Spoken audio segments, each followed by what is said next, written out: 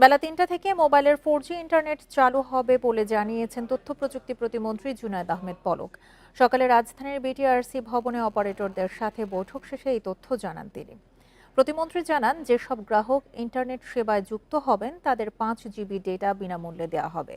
বলেন, দেশে 14 কোটির বেশি গ্রাহক মোবাইল ইন্টারনেট সেবা গ্রহণ করে।